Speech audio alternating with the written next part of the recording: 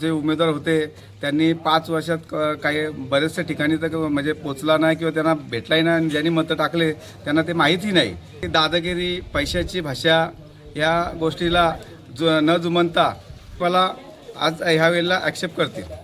जिल्हा परिषद व पंचायत समिती निवडणुकीच्या पार्श्वभूमीवर पनवेल तालुक्यातील प्रचार शिगेला पोहोचलाय।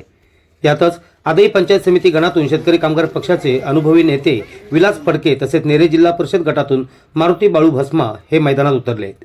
आपल्या आयुष्याची अनेक वर्षे ज्यांनी समाजसेवा करण्यात खर्ची घालवली त्या विलास फडकेंसोबत जनशक्ती आणि विरोधात धनशक्ती अशी निवडणूक रंगत आहे।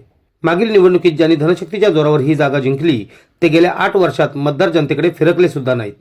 त्यामुळे जनतेने आता ठरवले आहे धनशक्तीला तालुक्यातील जनता आता जनशक्तीचा अवतार दाखवणार असल्यामुळे आदई पंचायत समिती गणातून जनता ही विलास नारायण फडके आणि नेरे जिल्हा परिषद गटातून मारुती बाळू भस्मा असे आम्हा दोन्ही उमेदवारांना भरघोस मतदान करून निवडून देणार असल्याचा विश्वास विलास नारायण फडके यांनी प्रचारादरम्यान व्यक्त केलाय।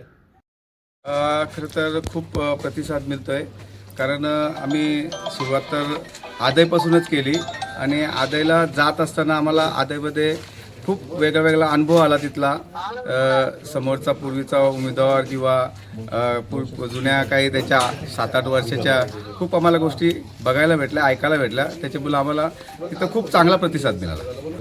तो स्टंट होता की काय होता ते मीडियासमोर आहे, त्यात काय मी जास्त खोलात जात नाही, पण जे काय ते तुम्ही बघितलं आहे। येणाऱ्या मतदानात कारण नक्कीच फरक पडेल कारण गेली पहिला जे उमेदवार होते त्यांनी 5 वर्षात काही बरेचशा ठिकाणी तर म्हणजे पोचला नाही किंवा त्यांना भेटलाही नाही आणि ज्यांनी मतं टाकले त्यांना ते माहिती नाही।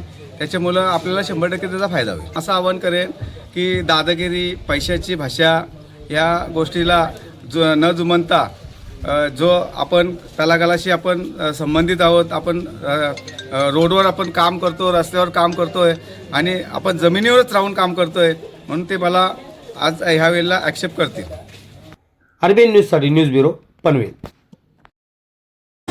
जर तुम्हाला हा व्हिडिओ आवडला असेल तर चॅनलला लाईक, शेअर आणि सबस्क्राईब करायला विसरू नका।